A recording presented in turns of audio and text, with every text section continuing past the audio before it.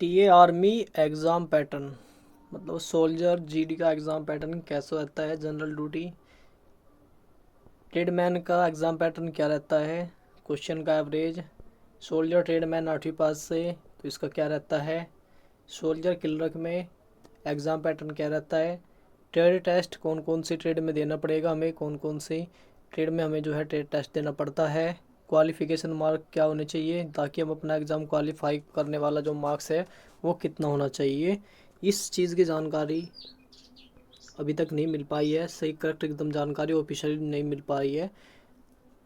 तो आज की वीडियो में हम जान रहे हैं कि ऑफिशियली हमें कुछ जानकारी मिल जाए और ताकि जो एग्ज़ाम का पैटर्न है वो अच्छे से जान पाए। जी हाँ दोस्तों, जय हिंद एवरीवन। अगर आप हो पूरे भारत में किसी भी राज्य से आप तैयारी कर रहे हो टीए आर्मी भर्ती की, आपका सपना है टीए आर्मी में जाने का, राइफलमैन बनने का, किलरक बनने का, आपका सपना है कुक बनने का, आपका सपना है आर्मी में जाने का, तो आज की वीडियो आपके लिए रहेगी। जो आपके मन में डाउट चल रही है एग्ज़ाम पैटर्न के बारे में, क्वालिफ़िकेशन मार्क, ट्रेड टेस्ट कौन कौन सी ट्रेड में देना पड़ेगा आपको, कौन सी ट्रेड आपके लिए ज़्यादा बेस्ट रहेगी, अगर आपकी क्वालिफ़िकेशन कम है तो आपको कौन से ट्रेड में फार्म अप्लाई करना है। फार्म तो अप्लाई होता नहीं है, बाकी फार्म ही मान लो अप्लाई होता है जब आपकी रनिंग हो जाती है, उसके बाद ही आप जो है अपने ट्रेड में जा सकते हो रनिंग क्वालिफाई करने के बाद। तो सारे डाउट जो भी आपके डाउट है सारे डाउट आपके एक ही वीडियो में क्लियर हो जाएंगे। तो प्यारे दोस्तों चलिए वीडियो को कर देते हैं स्टार्ट। आपका जो भी डाउट है एक एक डाउट आपका वीडियो में क्लियर हो जाएगा इसी वीडियो में। सबसे पहले मैं बात करूंगा आपके ट्रेड टेस्ट के बारे में। ठीक है, ट्रेड टेस्ट दोस्तों आपको देना पड़ेगा। कब देना पड़ता है उसकी मैं सूचना आपको दूंगा। कब देना पड़ता है, जब हमारे साथ में थे ट्रेड टेस्ट वाले ट्रेडमैन वाले, तो उनका ट्रेड टेस्ट कब हुआ था, क्या क्या उनसे कराया गया था। तो यहाँ पे सबसे पहले हम बात करेंगे ट्रेडमैन जो 10वीं पास से हैं उनको भी ट्रेडमैन में अपना ट्रेड टेस्ट देना होता है। अब देना कैसे है, जैसे वैकेंसी आई आपकी कुक की आ गई, मैथ्स वाली होती है, मैथ्स कीपर वाली, ठीक है। आपकी इस तरीके से जो वैकेंसी निकलती है स्वीपर की होती है, ठीक है। जैसे वैकेंसी होगी तो उसी के अकॉर्डिंग है आपका ट्रेड टेस्ट होगा। जैसी वैकेंसी और जिसमें आप जाना चाहते हो उसमें से आप चूज़ कर सकते हो, भाई हम इसमें जाना चाहते हैं, ठीक है। अगर आप उसमें से सेलेक्ट कर लिया कि भाई मैं तो इसमें जाना चाहता हूँ, मैं स्कीपर में, या तो मैं कुक में, या अपने स्वीपर में जाना चाहता हूँ, या मैं तो गार्डनर में माली में जाना चाहता हूँ उसमें से आप चूज़ कर लेते हो। 4-5 पोस्ट होती है उसमें, उसमें से अगर आपने चूज़ कर ली भाई इसमें जाना है तो उसी का आपको ट्रेड टेस्ट देना है। रनिंग करने के बाद जब आपकी रनिंग सब कुछ कंप्लीट हो जाता है, डॉक्यूमेंट वगैरह सब कुछ फाइनल हो जाते हैं, तब आपका ट्रेड टेस्ट करा जाता है लास्ट में, सबसे लास्ट में शाम के टाइम। हमारा जो ट्रेडमैन थे हमारे साथ वाले, तो उनका टेस्ट होता शाम के टाइम, जब हमारे डॉक्यूमेंट वगैरह वेरिफिकेशन सब कंप्लीट हो गई थी, तो उसके बाद उनका ट्रेड टेस्ट कराया गया था, ठीक है। चलिए, उसके बाद जो 8वीं पास से है, 8वीं पास से भर्ती आती है मैथ्स कीपर की, तो 8वीं पास से भी जो मैथ्स कीपर वाले उनका भी टेस्ट होता है। खाना बनवा के भी देखते हैं भाई वो, रोटी पो के भी दिखानी पड़ेगी आपको, बना के दिखानी पड़ेगी कि रोटी कैसे बनती है, ठीक है। खाना भी बनवा के कुछ भी चीज़ आपको दे सकती है भाई, बना के दिखाओ, और वहाँ साहब होते हैं उनको खिलाना होता है बना के, ठीक है। तो ये 2 ट्रेड में आपको टेस्ट देना है। उसके बाद तीसरी ट्रेड आती है आपकी किलरक। किलरक में भी आपका टेस्ट होता है भाई, टाइपिंग टेस्ट होता है किलरक में भी, ये भी आपको देना पड़ेगा। इन 3 ट्रेड ऐसी है जिसमें आपको टाइपिंग टेस्ट देना पड़ेगा। अब बात करते हैं हम आपके एग्ज़ाम पैटर्न के बारे में। एग्ज़ाम पैटर्न देखो कुछ ट्रेड में तो बिल्कुल सेम है।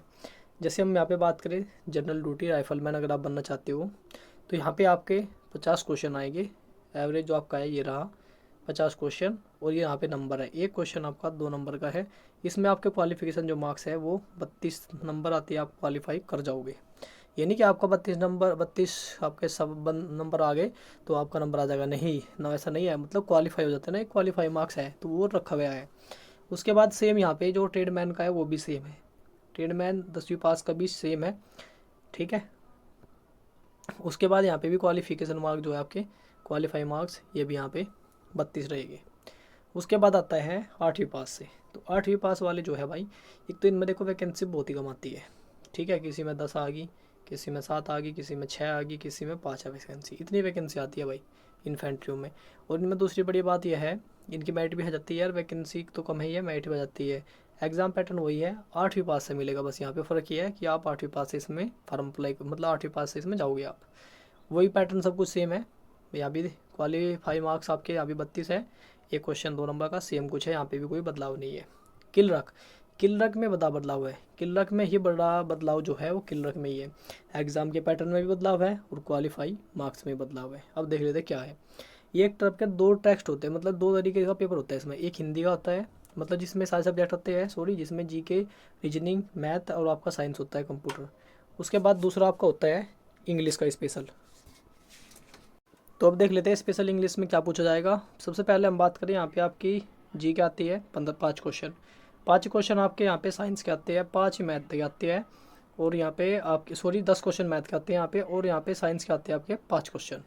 ठीक है, तो इस तरीके से कितने हो गए आपके 25 क्वेश्चन हो गए ये, और इनका यहाँ पे एवरेज होगा 25 क्वेश्चन ही होंगे, और 25 ही क्वेश्चन इसमें यहाँ पे आते हैं इंग्लिश के। बड़ा रोल जो है इंग्लिश का है 25 ही क्वेश्चन का। तो इस तरीके से टोटल जो आपका एवरेज हुआ वो 50 क्वेश्चन, और सेम यहाँ पे भी वो ये क्वेश्चन 2 नंबर का है, और 100 नंबर का आपको हो गया। यहाँ पे आपको हर एक अलग अलग सब्जेक्ट में, मतलब 2 पेपर माने चलो एक तरीके से, तो हर एक में आपको 20-20 नंबर लाने हैं क्वालिफाई मार्क्स करने के लिए। तो यहाँ पे 40 नंबर तो आपके यही हो गए। ठीक है, अब यहाँ पे वैकेंसी की बात करें किल्लक में, तो किल्लक में वैकेंसी 10, 9, 7, 6, 8 ऐसे वैकेंसी आती है किल्लक में भी। ठीक है, मेरिट अच्छी खासी जाती है, 180 प्लस इस बार बैठ गई है किल्लक वालों की। जिनके 180 प्लस मार्क्स थे उनका नंबर 100% आ गया, बस ये फ़र्क है। ठीक है, जैसे एग्ज़ाम पैटर्न उसके अकॉर्डिंग इनकी मेरिट भी जाती है। तो ये आपका एग्ज़ाम पैटर्न था, आप समझ गए होगे। उसके बाद जो भी आपके मन में डाउट थे वो क्लियर हो गए होंगे। एग्ज़ाम पैटर्न अच्छे समझा दिया। उसके बाद आपको ट्रेड टेस्ट तीनों ट्रेड में देना पड़ता है, जीडी में आपको कोई भी ट्रेड टेस्ट नहीं होता है। तो अगर आप जाना चाहते हो अपने ट्रेड से अकॉर्डिंग, तो बाई क्वालिफिकेशन अकॉर्डिंग आप जा सकते हो। यहाँ पे आप जो है 12वीं पास से जा सकते हो, ऊपर जो है 8वीं पास, 10वीं पास, या फॉर्म अप्लाई जो है अपना सीधा डॉक्टरी जाने के बाद अपने ट्रेड में जा सकते हो। ठीक है, ये थी आज की इन्फॉर्मेशन आप सभी के लिए। आशा करते हो जानकारी आपको अच्छी लगी होगी, और ऐसे फ़ायदेमंद वीडियो के लिए मिलते हैं नेक्स्ट वीडियो में। तब तक के लिए जय हिंद, जय भारत।